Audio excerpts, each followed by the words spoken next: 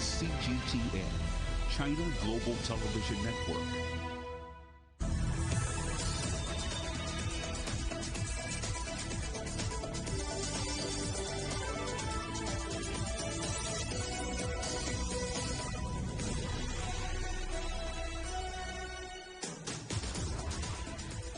Hello and welcome to Global Business Europe, live from CGTN in London. I'm Juliet Mann. And I'm Robin Dwyer. Our top stories. Tough talk on China as NATO leaders gather in Brussels for their first meeting since US President Biden took office. China hits back at accusations from the G7 summit, calling them unreasonable political manipulation. A new era for Israel. Prime Minister Naftali Bennett begins his first day on the job, ending the 12-year rule of Benjamin Netanyahu. No easing up for England. Lockdown looks set to be extended as COVID cases climb to the highest levels in 3 months. And we look at what that could mean for the Euro 2020 final, due to be held in London in July. A systemic challenge to the rules-based international order. That's how NATO leaders described China's actions in a concluding statement to their summit in Brussels. Beijing was a central focus of the NATO summit, Joe Biden's first since taking office. Russia, NATO funding and climate change were also discussed at the meeting. Well, Tony Waterman is outside NATO headquarters in Brussels for us. So, Tony, what have NATO leaders been saying? Well, Robin, in this final communique, China was named 11 times outright, which is by far the most amount of attention that these leaders have ever dedicated to China. The last communique just had one sentence on the mainland, so really an indication here of a change in position and a change in the perceived threat that China may carry. This is why they have put this in here so many times. The Secretary General, Jens Stoltenberg, said that there has now been a convergence among the leaders when it comes to the rising power of China. They noted concerns around the rapid expansion of its nuclear arsenal, also its military buildup, and of course its military cooperation with Russia, which the alliance also perceives as another threat. But take a listen to what the Secretary General had to say just moments ago. We see that China is coming closer to us in cyberspace. We see them in Africa, we see them in the Arctic, we see them trying to control our infrastructure. We had the discussion about 5G.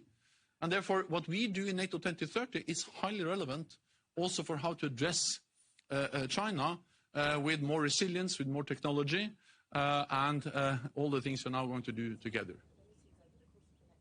Well, even with this tougher language, these leaders said they wanted to maintain constructive dialogue with China in areas where they think there can be constructive dialogue. This includes things like climate change, which the leaders also recognize today as a threat to the alliance for the very first time. Also working with China when it comes to arms control. But certainly this tough language comes just a day after the G7 summit in Cornwall in the UK, when you had the leaders of the world's largest developed nations condemning China for its actions in Hong Kong, in Taiwan, and also in Xinjiang.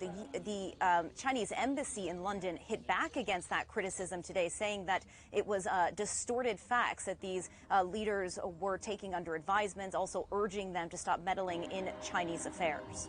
We'll be hearing more about that in just a moment, but let's return to this NATO summit. Joe Biden's first since becoming US president. How has his presence changed the dynamic?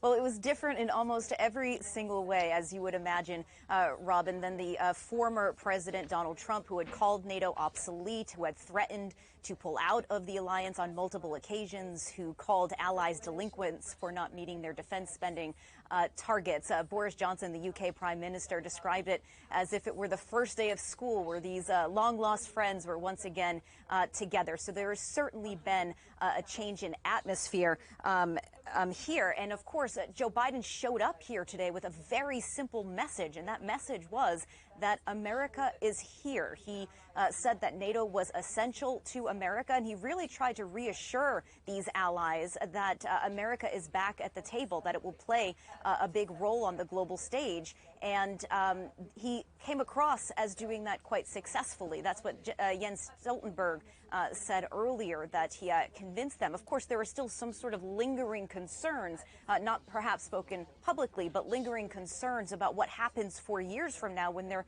potentially is a replacement for Joe Biden that follows in the footsteps more of Donald Trump. What happens then? But for today, it seems that they are back together. That doesn't mean that there weren't tough discussions that were going to be had when it comes to those requirements on defense spending. This is an issue that predated Donald Trump. It was something that Barack Obama had also brought up, that Bill Clinton had also brought up. But they did it behind closed doors in a much quieter way. And we're also seeing that with Joe Biden. And in fact, they agreed today to increase NATO's budget, all three of its budgets, its military, its civilian, and also its strategic infrastructure budget. This is really aimed at tackling these new and emerging threats to the alliance, things like cyber warfare and also new technologies, artificial intelligence.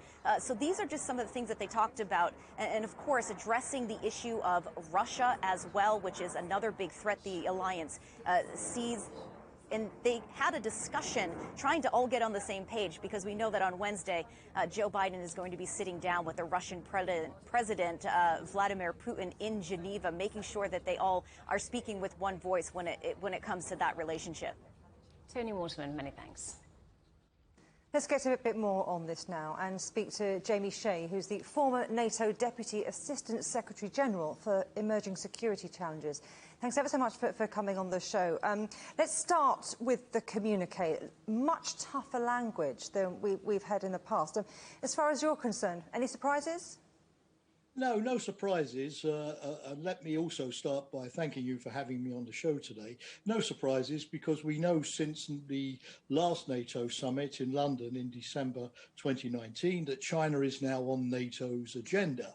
And so obviously, given that now we've had the best part of 18 months until this latest summit, NATO has had lots of time to start looking at China, analysing China, assessing China in all of its many aspects.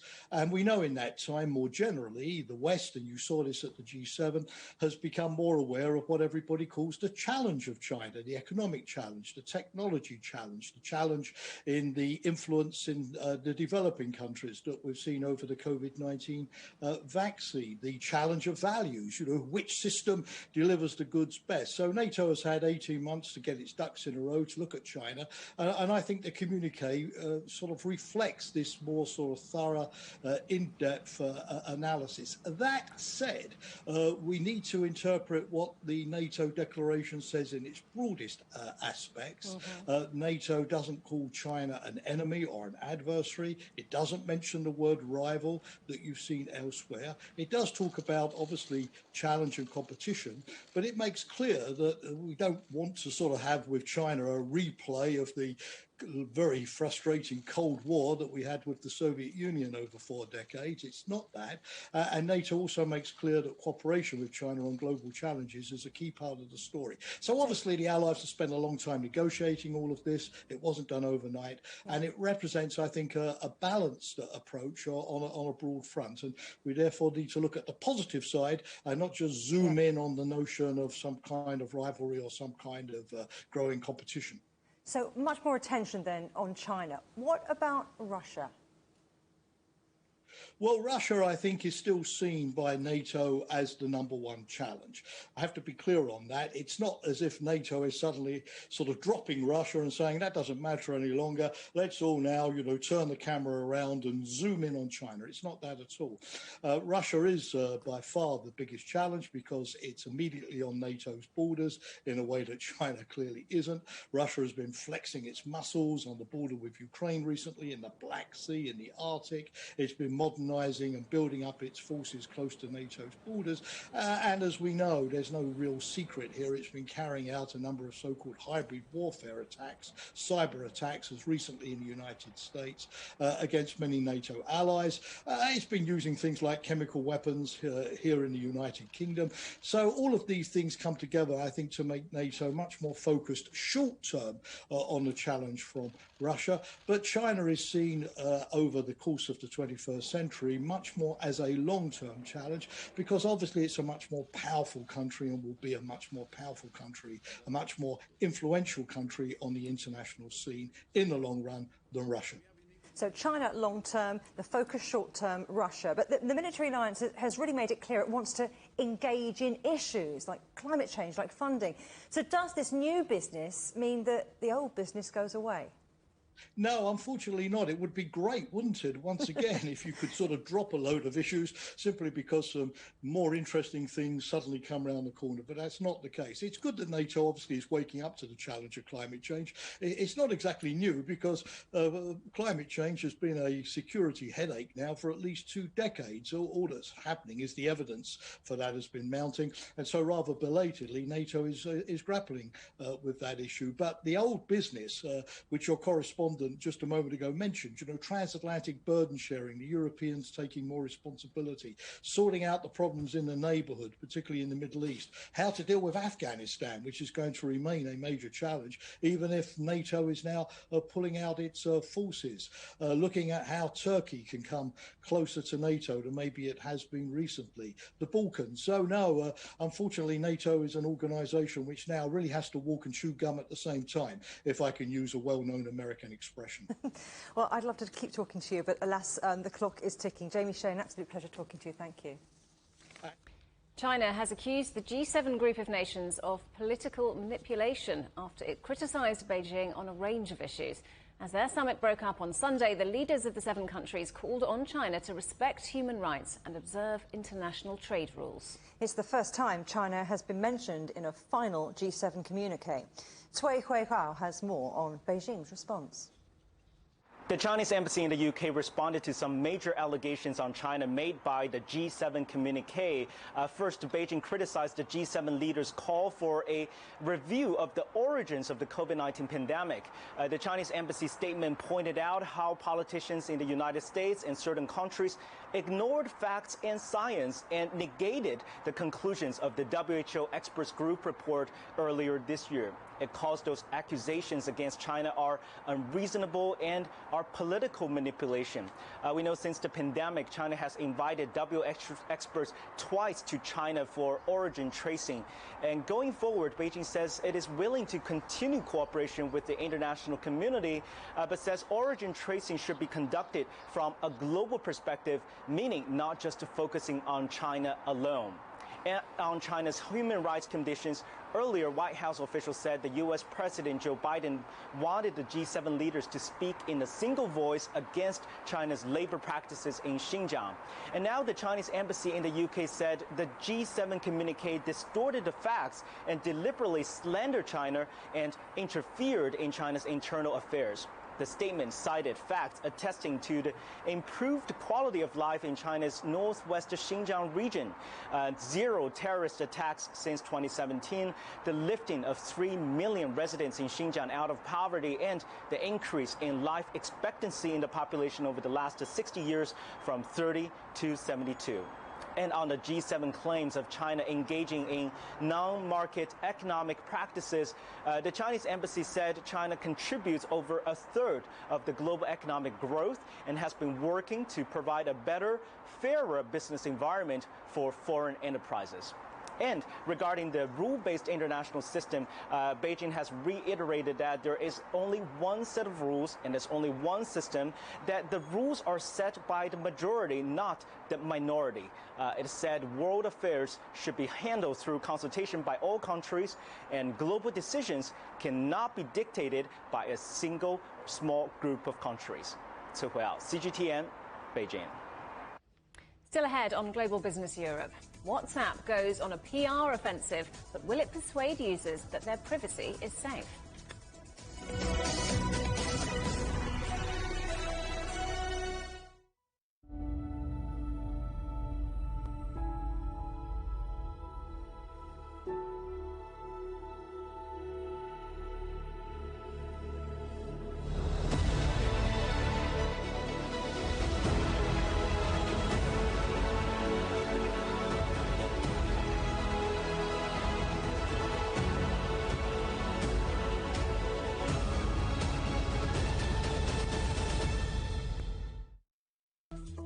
Search CGTN Europe wherever you get your podcasts to subscribe to the Agenda podcast. The Agenda with me, Stephen Cole, always gets to the heart of the story. Just subscribe today and listen now. Covering the world from 4 continents. A new horizon. Teams in Beijing, Washington, D.C., Nairobi, and London, who connect, interact, and inquire to bring you the stories that matter to all. The Link, only on CGTN. Facing the unknown is always difficult. In a world in turmoil, it's easy to lose orientation. But when the storms come, we have to see the possibilities. Reinvent.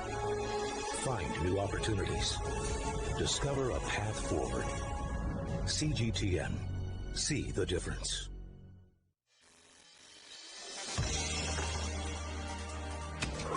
The world has changed under the pressure of the pandemic.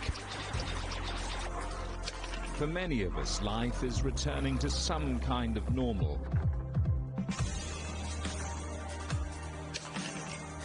As we're adapting to changes in all of our lives, let Global Business Europe be your guide to the new normal. Join us weekdays on CGTN.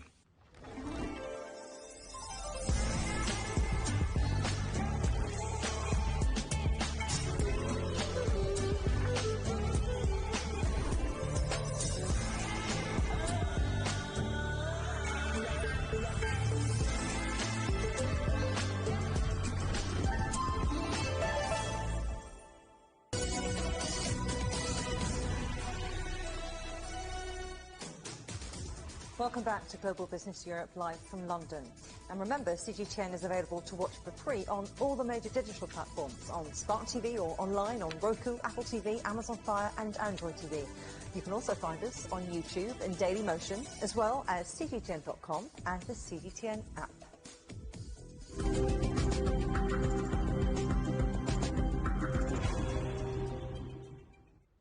This was supposed to be the day that Britain was told to get ready to cast off COVID restrictions and return to normal pre-pandemic life. But it doesn't look like that is going to happen. A new variant is pushing up case numbers again, forcing the government to delay its plan to lift limits on social contact. Nicole Johnston joins me from London. Nicole, a couple of weeks ago, we were all on track. So what's changed? As you said, what's changed is the Delta variant, and that's the variant that was first identified in India. It has spread across the UK. It's now responsible for more than 90% of infections. Public Health England believes that it's 60% more transmissible. Their other concern is the impact of the vaccines. If you've only had one vaccine dose, your protection is around 30%. 2 doses and it's up to 80%. Now, 50% of adults in the UK have had 1 dose, have had 2 doses, sorry. So there's still millions of people here who need to have both doses before they'll reach that higher level of protection. So the British government has certainly indicated over the last couple of weeks that while they were optimistic that they were on track, that has now changed. They're very cautious. We're expecting to hear from British Prime Minister Boris Johnson in under an hour, and that he will delay the full reopening, the economic and the social reopening of British society by at least a month. We don't know yet the full detail. Perhaps after 2 weeks there may be a review of it, but certainly most people are expecting that the restrictions on social gatherings will remain in place for at least another month. Nicole, you're in London Soho, the buzzing restaurant district of London. What do businesses and the public make of all this? Well, it's normally one of the busiest areas of London, but it certainly hasn't been over the last few months. Now, if you own a nightclub here, you're not going to be happy about that news. The UK Nightclub and Night Hospitality Association has said that they're in a terrible situation. They've been closed for over a year. Many of them were prepared and expecting to open up in the next couple of weeks. Now it looks as though that's not going to happen. But the restaurants around here While not as busy as they were pre-pandemic, of course, at least they've been able to open up outside dining. And when you walk around the streets here, that's something that we didn't really see in central London before. But most of these restaurants and cafes are now depending on outside dining because under these current restrictions, the capacity inside restaurants and bars is still limited. So most of the restaurants are saying they're happy at least that they're still open, but of course it's not enough. But the main thing is the people here in the UK and hospitality businesses, they don't want to see a return to lockdown. So many people say that they're prepared to hold off for a little bit longer, so long as that doesn't mean that they have to go back into a full lockdown. The concern is, though, many of the chief scientific advisors to the government have been saying over the last couple of weeks that the UK is already at the start of a third wave of infections and that they need more time to assess whether the vaccination program has broken the link between increasing infections, hospitalisations and then death. And they don't know at this stage. That's why they say they need another month. Nicole Johnston in Soho in London, thank you. I'm pleased to say that joining us now is Kate Nichols, Chief Executive of UK Hospitality, which represents the hotel and restaurant industry. Great to have you with us on the programme. So we were hearing something there from our correspondent Nicole about the challenges facing the hospitality industry. It is now looking likely the next stage of lockdown easing in England will be delayed. So just how devastating will it be for the sector? Well, it is incredibly devastating for the sector. We have 1 in 4 hospitality businesses who are not yet open. 21st of June was going to be the first day on which they could start trading again after nearly 16 months worth of closure. The last time they opened their doors was in March last year at the start of the pandemic crisis.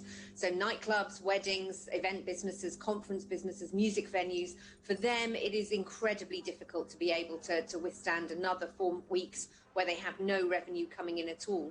For the remainder of our businesses, however, they're open, but they're not trading profitably. And every day they are trading with those social distancing restrictions in place is a day of additional losses. So it will cost the sector as a whole £3 billion to have these restrictions in place over another 4 weeks.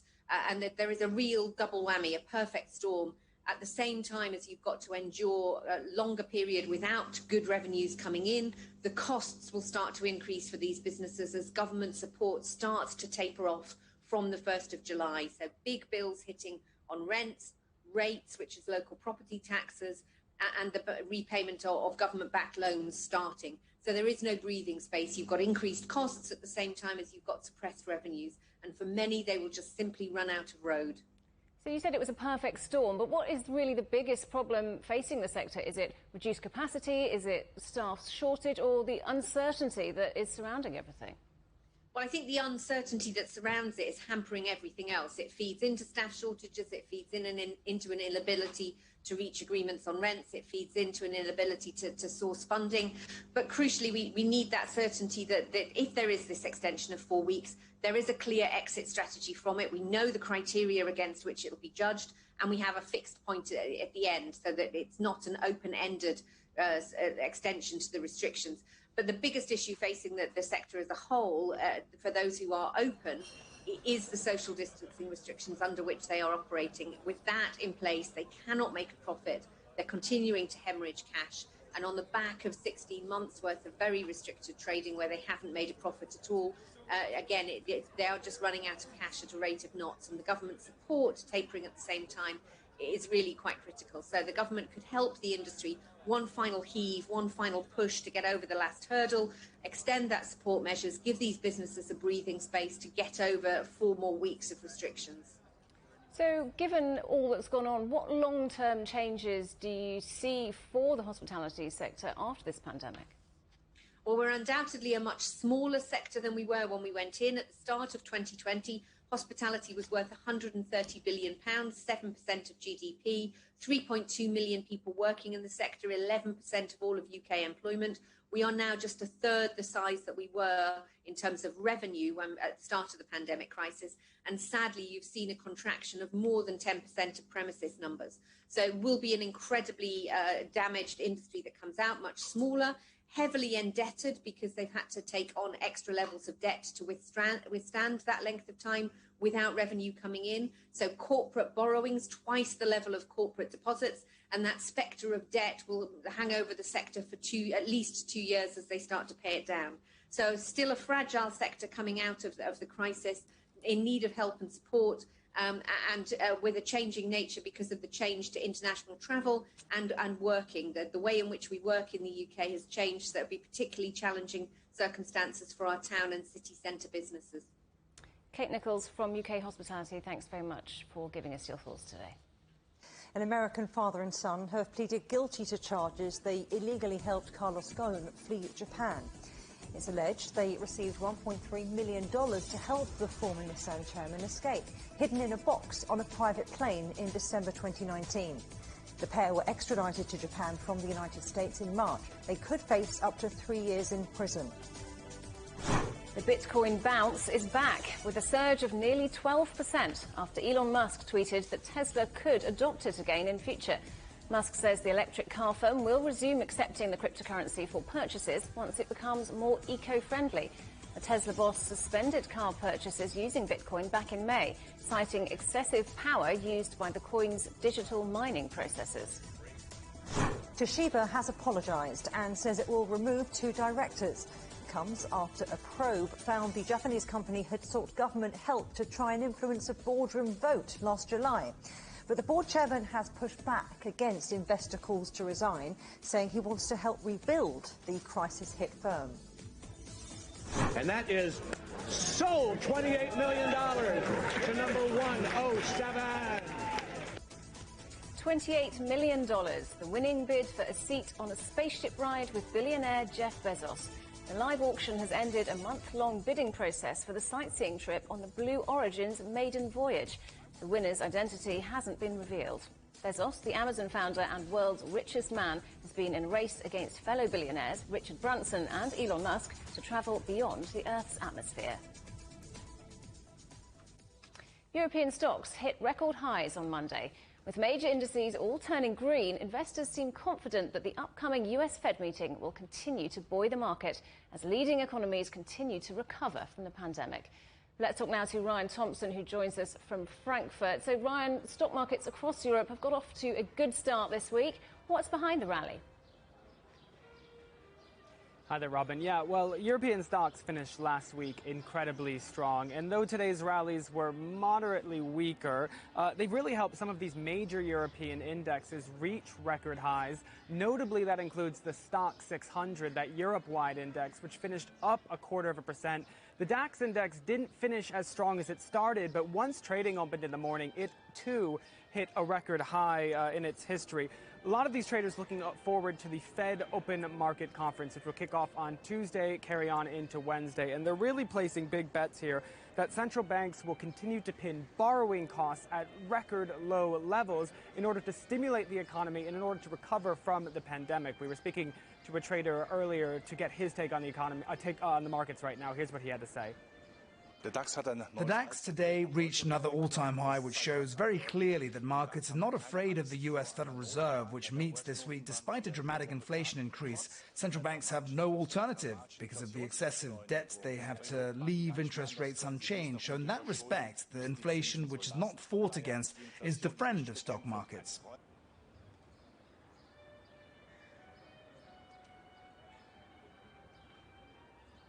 So, Ryan, lots of positivity around, but do you think it will last? There's plenty that could dampen investors' moods, as we heard from your commentator there. Yeah, well, it depends on the market. It depends on the market condition. If you remember, in February, we started to see investors get spooked then because they were worried that some of this asset purchasing and some of the stimulus money would be pulled back quite quickly. But the situation surrounding February and today are quite different. If we look back then, the COVID-19 pandemic was still wearing on quite strong, with many countries in between a second and third wave, and the vaccine rollout was nowhere near as optimistic and having as much progress as it does today. On the small scale, we've seen a pullback of asset purchasing in small economies like Canada, where the central bank there started tapering that back a little bit with no really big blowback from some of the markets there. The ECB, we heard from them on Thursday, they say they're committed to keeping their stimulus alive at least until the end of the summer, but perhaps longer if needed. And even the ECB does recognize this threat of inflation, but their forecast is that it will continue to rise over the summer, but eventually subside once the summer season ends. Ryan Thompson in Frankfurt, thanks very much. WhatsApp has launched a global campaign aimed at persuading users that their privacy is safe. The messaging app updated its settings earlier this year, sparking concerns over data sharing. The advertising campaign is being launched in the UK and Germany. And WhatsApp says it will show the public exactly how the service works. The company also says it hasn't given in to pressure from governments to compromise on message encryption. Well, earlier I spoke to Antonis Mihalis, and he's an assistant professor in cybersecurity at Tampere University in Finland. I asked him to explain the company's reasons for using end-to-end encryption. What is end-to-end encryption? Imagine it that two parties, on the fly, they agree on a new language that no one knows, okay, and they use that language to communicate securely. So WhatsApp is not changing this, which means that users, when they exchange messages, they can be sure that their messages are private. In terms of how far this privacy campaign goes, I mean, what sort of questions might people still have about WhatsApp and about the service they're offering? The main feature of WhatsApp security is not affected, right? So the direct communication between two users still remains encrypted and safe. Now, what has changed, though, is that, first of all, WhatsApp is a company that is owned by Facebook, right? Which means that some of your personal data, for example, your phone number, your email address, your country, and so on, they might be shared with Facebook or other third parties. So one thing is that. The other thing is that WhatsApp is storing all of your messages in an encrypted form in different cloud providers, right? This is bad because basically, you know, when you send your message to a friend of yours, okay, it is encrypted, which means that no one can see it, but WhatsApp is storing these messages, all of your history basically, in third-party servers. And this can be kind of dangerous because there are many techniques nowadays that allows us to analyze encrypted data. Has the damage been done with users switching to other encrypted services or not? Or do you think that WhatsApp can survive this from a reputation and from a cost point of view?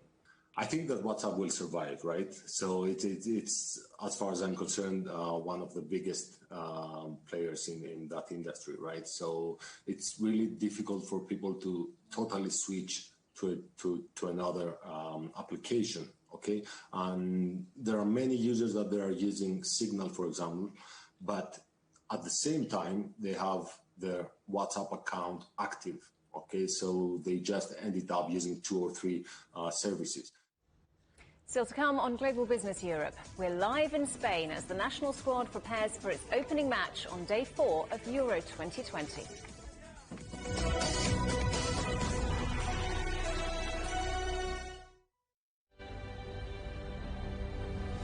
More than 100,000 people in Italy have now died from COVID-19. The vaccination programme offers some hope for the future, but intensive care units are near capacity. The Spanish government is hoping to vaccinate over 1 million people by next month. Living in Germany are struggling with their mental health. Hungary is supplementing the EU's vaccine rollout, buying doses from Russia and China to speed up the process. 4 million people have tested positive in France. After a grim winter, the promise of a spring bloom that could mean freedom for millions.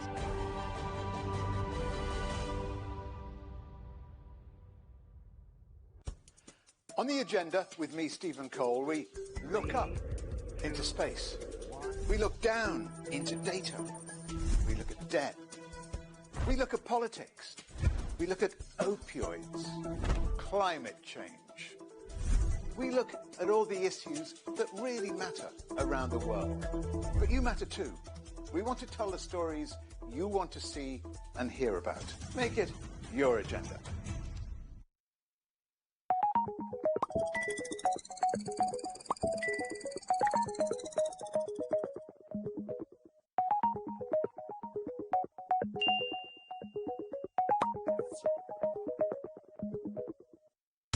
Roger, read you loud and clear.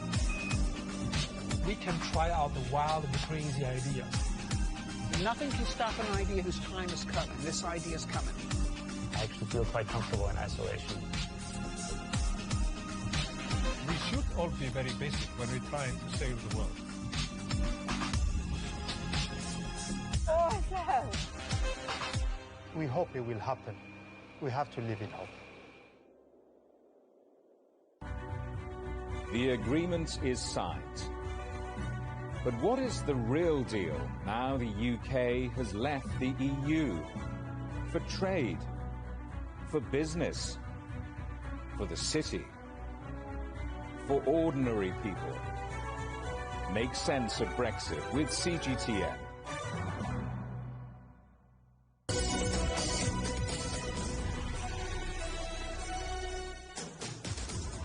Welcome back to Global Business Europe with Welcome Dwyer and me, Juliet Mann. Our top stories. Tough talk on China as NATO leaders gather in Brussels for their first meeting since US President Biden took office. China has hit back at accusations from G7 leaders, calling them unreasonable political manipulation. And no easing up for England. Lockdown is set to be extended as COVID cases climb to the highest level in 3 months. Israel's new coalition government got down to business on Monday after winning a confidence vote by a razor-thin majority. Naftali Bennett has been sworn in as the new Prime Minister, ending Benjamin Netanyahu's 12 years in office. He leads an unprecedented 8-party coalition that includes centrists, leftists and a small Arab party. Bennett has vowed to heal the country and get it functioning normally again after years of political stalemate. Well, let's talk now to Joe Federman, AP News Director for Israel, Palestine and Jordan. So, Joe, what are some of the challenges facing this new government?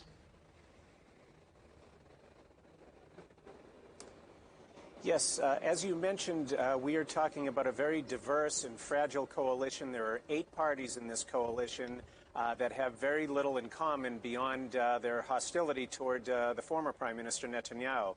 You're talking right-wing, left-wing, doves, hawks, and even an Arab party. So the biggest challenge for them is to find some common ground, which will not be easy.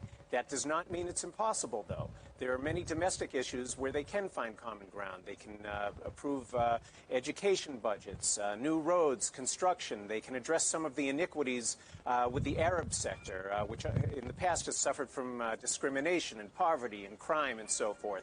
So there is some common ground there. Where they will run into trouble, though, is if there are major developments, a major diplomatic initiative, especially on the Palestinian issue, where there is no common ground, and it will be a hard time to keep the coalition intact. Of course, the other thing lurking in the background is the former Prime Minister Netanyahu. He has made it clear that he considers this government illegitimate, and he's going to continue to do everything he can to topple it. And now that Netanyahu is no longer in power, what does that mean for his corruption trial?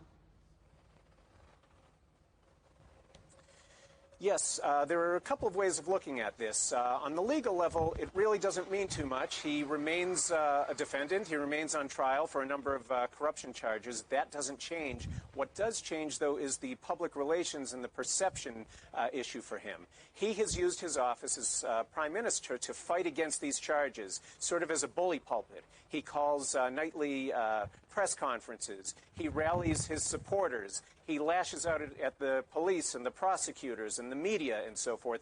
He has been robbed of that stage now, and it will be much harder for him to rally opposition to this trial. Of course, the other thing is, now that there's a new government in place, there are no signs of another election. Netanyahu had been counting on holding another election. We've already been through 4 in the past 2 years. He had been hoping for another election to bring about a more favorable coalition packed with supporters who might have granted him immunity. That, of course, is not going to happen now. Joe Federman, thanks very much indeed. US President Joe Biden is meeting his Turkish counterpart, President Erdogan, on the sidelines of the NATO summit in Brussels. It's their first face-to-face talk since Biden took office in January. Let's speak to CGTN's Louise Greenwood for more on this. Louise, relations have been under strain between Washington and Ankara for some time now. What will both leaders want from these talks? Well, Juliet, plenty of fist bumping going on for the cameras, but as we know, there's a number of key issues that have been causing serious ruptions between the US and Turkey for years now, that for the most part the Trump presidency took a largely hands-off approach to. Now, Joe Biden has come into office and he's warning of a tougher line on negotiations with Ankara. The focal point of today's meeting, it's almost certainly going to be Turkey's ongoing commitment to its purchase of the Russian S-400 surface-to-air missile system, which the US says is simply incompatible with Turkey's NATO membership. Now, Ankara argues that it's been forced to turn to the Russian system after being largely cut out of the US's new Patriot defence project. Turkey has now taken delivery of 2 consignments of the S-400 and has reportedly begun testing them at sites along the Black Sea coast. This has in turn led to Turkish pilots being ejected from the new F-35 fighter training programme at the Scott Air Base in Arizona. The US has consistently argued that the security of the F-35 would be compromised by Turkey's use of the S-400. So could we see a change in policy? Well, just a few weeks ago, the Turkish Foreign Minister Mevlut Çavuşoğlu said the S-400 contract with Moscow was a done deal, a complete non-negotiable in any future talks. So it does seem at the moment that both sides are operating from quite different positions. Turkey wants to go forward on the understanding it keeps the S-400. The US has said that's simply not going to be possible. Now, in terms of President Erdogan, he will likely continue to argue that Washington has equally not played straight with Turkey on a number of key issues. Most of all, it wants to see Congress abandoning all support for the Kurdish YPG units that have been operating in northern Syria, which it claims are simply a front for the outlawed Kurdistan Workers' Party. Secondly, Turkey is still lobbying hard for the extradition of the Islamist cleric Fethullah Gülen, who it blames for the masterminding of the failed military coup in 2016. Gülen, as we know, is still living in rural Pennsylvania, where he's been for several years now, with the apparent support of the US state. Louise, so there's lots to talk about, but what kind of resolutions, if any, might we expect to see? Well, both sides, Juliet, do appear to be under pressure to tone down the rhetoric, which has become quite inflammatory in recent times, take a much more cooperative line. Erdogan gave a press conference in Istanbul on Sunday. In that, he stressed Turkey's commitment to NATO. He said it was time for a much more positive future. He remains under huge pressure domestically. We have the COVID-19 pandemic. We've seen the record fall in the value of the lira. And now the summer tourist season in Turkey appears to be off completely. Now, Erdogan knows that for any improvement in conditions at home, it will depend on luring back foreign investors. And for that, Turkey will need to be seen to be having much better relations with the US and with Europe. So what might we see? Well, possibly more low-key bilateral support on the few issues that they do agree on. The response to the pandemic and cooperation on the issue of the Syrian refugees, 3 million of which are still living in Turkey and, as we know, can't now return home. Louise Greenwood, thank you very much for that update. It's been a busy day in Brussels for the Canadian Prime Minister. Justin Trudeau is holding a summit with European Union leaders after attending the NATO meeting earlier in the day. Trudeau is expected to discuss a trade deal, as well as the pandemic and climate change, with the EU's Ursula von der Leyen and Charles Michel. The trial of Myanmar's ousted leader Aung San Suu Kyi has started 4 months after the military removed her government. She's charged with breaching coronavirus restrictions and possessing unlicensed walkie-talkies. In later trials, the Nobel laureate will face allegations of corruption and breaking the Official Secrets Act. The army says Suu Kyi's party won the election through voter fraud. Hundreds have died during a crackdown on protests. The death toll from a gas explosion in China has risen to 25. The blast happened in a residential area in the central Chinese city of Shenyang. The shockwave was so strong that it destroyed a nearby market and damaged buildings hundreds of metres away. A search and rescue task force has been sent to the area. Swiss voters have rejected a trio of environmental proposals. They include a new law aimed at helping Switzerland meet its goal for cutting emissions under the Paris Agreement. The proposed legislation was narrowly rejected in a nationwide referendum. The Environment Minister says it will now be very difficult for Switzerland to meet its climate targets. Voters also rejected a proposal which would have made it only the second country to ban artificial pesticides. South Korea's President Moon Jae-in has arrived in Austria on a 2-day state visit. He's met with Austrian President Alexander Van der Bellen for talks focused on extending partnerships between the two nations in a number of fields. The pair also pledged closer cooperation on achieving carbon neutrality. Moon will meet Austrian Chancellor Sebastian Kurz later on Monday. A 76-year-old man who was said to be the head of the world's largest family has died in northeast India. Zionachana had 39 wives and 94 children and was the head of a local Christian sect that allows polygamy. He lived in a remote village with his family in a large 4-storey structure with around 100 rooms. It's day 4 of the Euro 2020 football tournament, and key games are getting underway in Spain and the UK. Excitement remains high among the thousands of fans attending, despite ongoing COVID restrictions and the shocking scenes on Saturday when Danish midfielder Christian Eriksen collapsed on the pitch. Let's talk now to Rahul Pathak, who is in Madrid. So, Rahul, the Spanish team meets Sweden later in Seville. What's the mood like there? Hello there, Robin. Clearly one of anticipation, because remember that both Spain and Sweden have been preparing for this game for well over a year. They all thought this match was going to happen 12 months ago, but of course the pandemic put paid to that. So I think both teams and both sets of supporters absolutely desperate for this game to get underway.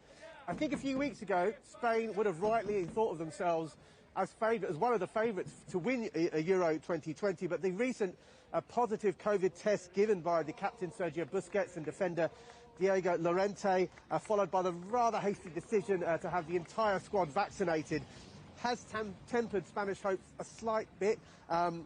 The coach Luis Enrique was making the point that if any of his players suffered side effects to those recent vaccinations, then that would severely affect their performances tonight.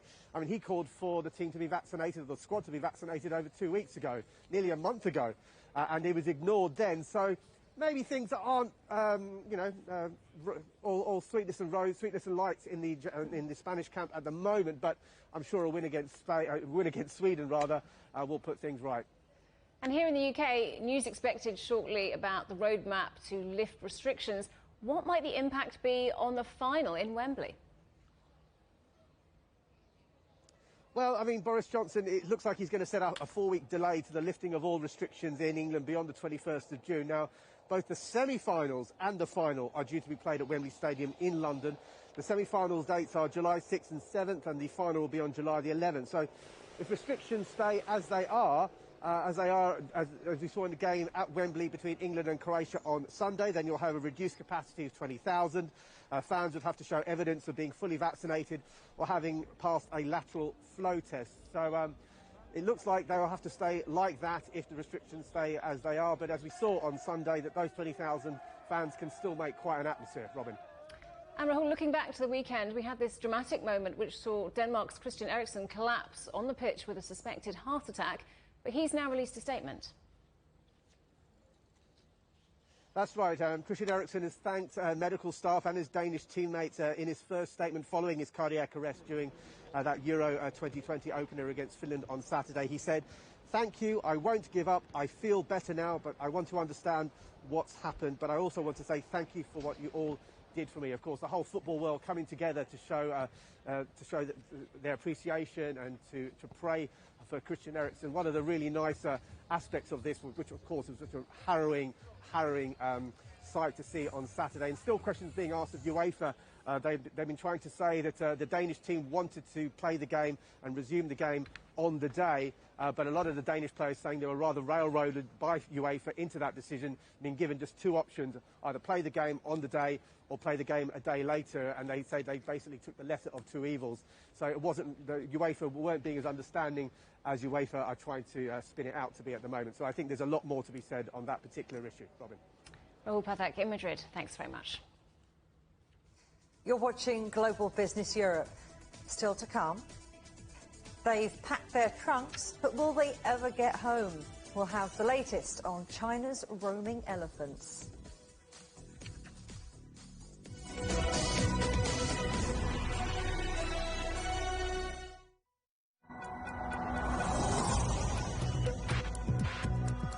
Each day, there are millions of stories.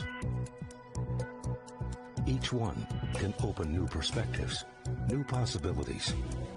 Wherever you look, we are there. To see, discover, explore. We put the pieces together to find what really matters to you. All around the world, all around the clock. Our reporters are at home across the globe. From our headquarters in Beijing and production centers in Washington, Nairobi, and London, China Global Television Network. Stories from across the globe, reaching people across the globe. CGTN. See the difference.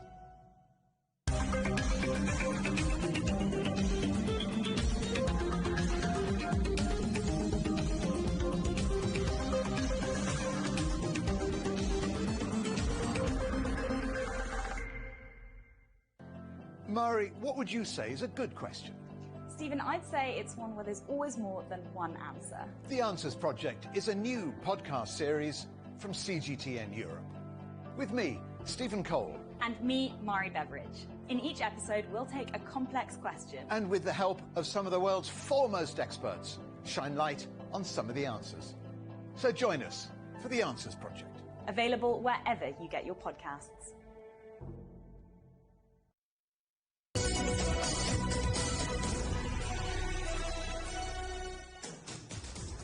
Welcome back. A herd of migrating elephants in southwest China is continuing to make international headlines. As their long trek goes on, they're now more than 500 kilometres from their original habitat. Authorities say they're hoping they can eventually lure them back home. Well, Yang Junhao has more. Break time in Shijie Township of Yuxi City. That's how the 14 giants have been spending most of the past week. The male that broke away about 10 days ago still wanders in a forest area some 16 kilometers away. Some experts say the group might be waiting for the individual elephant to return to the herd. At night, the elephants sneak onto farmlands to fill up on favorites, such as corn and banana leaves. Their every move is under close watch. Authorities are doing their best to make sure there's no conflict between the elephants and the local residents. The application of drones is just an important approach. The non-stop air surveillance provides first-hand information on the animals' real-time whereabouts, which means the command center can respond quickly. We need to judge the possible location of the herd first and find a suitable place for the operation within about 3 kilometers. First, the place has to provide continuous power supply to charge equipment. Second, it should be safe enough for the crew. And it's best to be flat at a relatively high location, as it's risky to fly and land the drones in ravines. On the merest remaining place, hundreds of heavy trucks form roadblocks to keep the elephants out of human habitats, and tons of food are prepared every day. On the positive side, no casualties have been caused to either the elephants or residents along the animals' migration routes. So in general, the efforts proved effective. Meanwhile, a lot of manpower and material resources have been put in. In the long run, the protracted mission will inevitably affect local authorities and residents' lives. The government is watching out for the families that have suffered economic losses.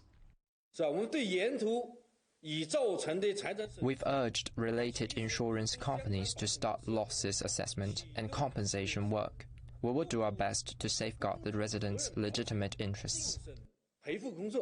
Since 2014, the Yunnan provincial government has purchased commercial insurance for all residents, who will get compensated when wild animals cause trouble.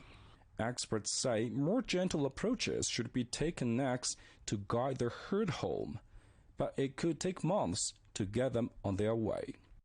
Yang Junhao, CGTN, Yuxi City, Yunnan Province. A worm has been brought back to life after being frozen for 24,000 years. Measuring just 0.5 millimetre, the tiny creature has been given a new lease of life by scientists in the Czech Republic after being discovered in perfect condition in the permafrosts of northeastern Siberia. To see more, go to europe.cgtn.com. It's Dragon Boat Festival in China, and sticky rice dumplings called zongzi are a staple dish of the holiday. Chen Tong has been to meet people living along the Yangtze River in Shanghai, where it's all about one particular colour. 62-year-old Bao Yiwen knows everything about this food market. Today, she's finding ingredients in the color yellow for her family's Dragon Boat reunion dinner.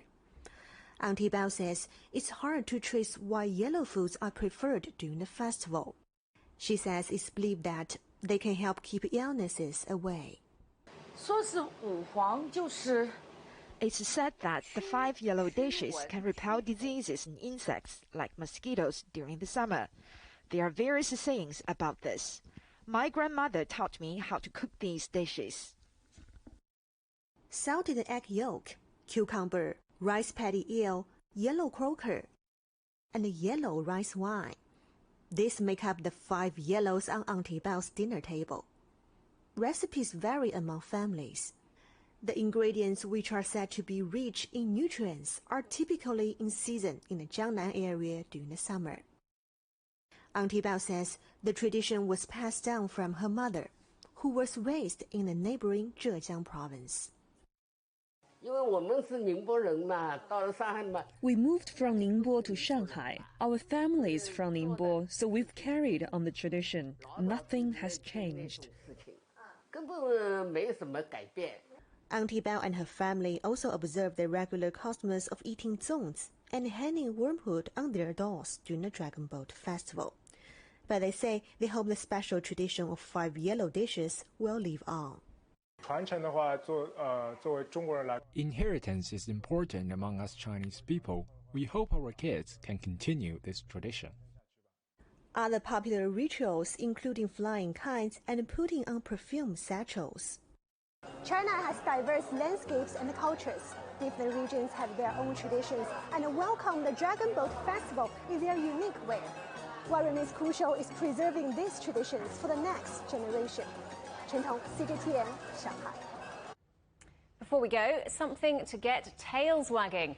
While football fever has gripped Europe, it was all about the fur at one of the oldest and most popular sporting events in the United States. Wasabi, a fluffy Pekingese, was the flavour of the year at the Westminster Kennel Club Dog Show. His soulful eyes, showmanship and swagger were enough to clinch first prize and win hearts. Wasabi follows in the paw prints of his grandfather, a previous winner at the show. And by the looks of things, he took it all in his stride. Adorable. Now, our main stories again. There's been some tough talk against China after NATO leaders gathered in Brussels for their first meeting since US President Biden took office. China has hit back at accusations from G7 leaders, calling them unreasonable political manipulation.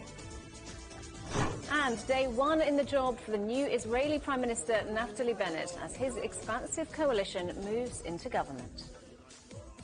That's it for Global Business Europe. Thanks for watching. More on all of our stories at europe.cgtn.com, and do follow CGTN Europe on Twitter, Facebook and Instagram. We're available to watch on smart TV apps such as Roku, Apple TV, Amazon Fire and Android TV. You can also find us on YouTube and Dailymotion, as well as CGTN.com and the CGTN app. Coming up next on CGTN, it's Africa Live. We'll see you again tomorrow, same time, same place. And from all the team here in London, goodbye. Goodbye.